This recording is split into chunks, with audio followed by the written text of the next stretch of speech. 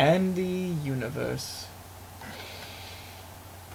Ooh, I love that new game smell.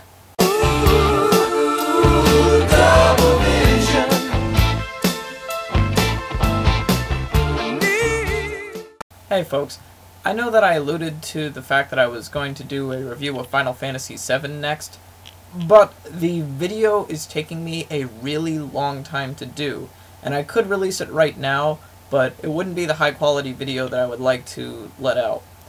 So, that being said, I'm sorry for the delay, but trust me, the Indie Universe Final Fantasy VII episode will come on. There's just going to be a bit longer of a delay before it comes out. To satiate your appetite for this week, though, I've managed to come up with something special.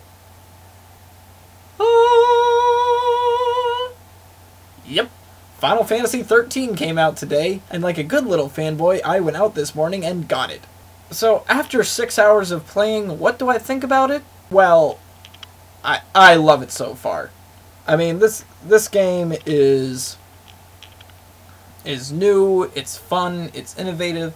I like the feel of it. The story has a really good pace so far. Mind you, I'm only 6 hours into the game, but still excellent. I mean, it feels like I'm falling in love with the Final Fantasy series all over again. Falling in love with its battle system and its characters and the way that the story was executed. I mean, 13 is almost like a new Final Fantasy VII to me, even though 13 and Final Fantasy VII are almost nothing alike. Final Fantasy VII opens up with its blonde, sword-wielding protagonist on a train with a black guy who uses guns, and they're riding into a dilapidated town to go through a mission.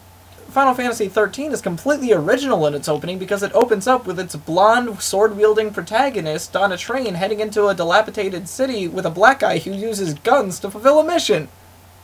Wait a minute, didn't I just say that? Well, okay, so maybe there are a couple of similarities, but it's not like the main character is named after some celestial occurrence in nature. No, that's reserved for Final Fantasy VII with Cloud. I mean, come on. Final Fantasy XIII's main character is named Lightning, which comes from clouds. Okay, so as you might have guessed, I've been able to notice a couple of similarities between Final Fantasy VII and XIII. I mean, they kind of both breed and intermix with each other. And in fact, I would liken the first 6 hours of Final Fantasy XIII to maybe something like a crossbreeding between the cyberpunk attitude of Final Fantasy VII and the storytelling and fantasy aspect of Final Fantasy X. Now, do I have these moments when I feel strange senses of deja vu? Yes, but I would rather a game sacrifice some smidgens of originality than play a completely original game that's terrible. Again, I have to harken back to Final Fantasy XII, which isn't really a horrible game, but in terms of the Final Fantasy series, once again, I have to say I'm disappointed. But 13 I'm really liking so far, and I'm putting this review out right now as sort of like a release day teaser of things to come. You know, if you were thinking about getting Final Fantasy XIII, I would definitely say if you liked the other games in the series, then definitely give it a try, because to me, it's well worth the $70 to get a brand new one. Now, there is one little thing I want to mention here, and any of you who have the game and have noticed this, or are going to see parts of the game, just pay attention a little bit and tell me if you notice a shocking similarity here. In Final Fantasy XIII, there's a very light-hearted young girl. She's got kind of like an airy mood about her, kind of mysterious, looking off into the distance a lot of times, having interior monologues, and she's got a British accent. Her name is Vanille. I noticed this character, and I immediately liked her because I know that I've seen this character somewhere before. And I don't just mean, you know, a light-hearted young woman who's always carefree. No, I mean, I've actually seen this character's face somewhere before, and I just couldn't put my finger down on it for the first 4 hours of playing this game, but I finally figured it out. And that showed up on the screen better than I thought it would, but that's Vanille.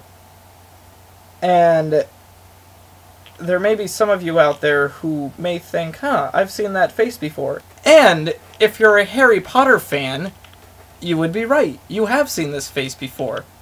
Guys, it's Luna Lovegood. Vanille looks astonishingly like the girl who plays Luna Lovegood in the Harry Potter series. I just think that's completely nuts, especially given the fact that Vanille's personality and Luna Lovegood's personality are very similar. I just thought that was an awesome cross-referencing, and I'm wondering if anybody else is experiencing the same deja vu that I'm experiencing with that. Anyway, that's my quick review of the first 6 hours of Final Fantasy XIII. I didn't get too far into it, probably like, I don't know, somewhere between the third and fourth boss of the game. But suffice it to say, I'm really liking the game so far, and I look forward to finishing it. And there probably is a more extensive review forthcoming once I finish the game. But for now, I just wanted to put a video out this week and tell you that Final Fantasy VII is on its way. Ciao.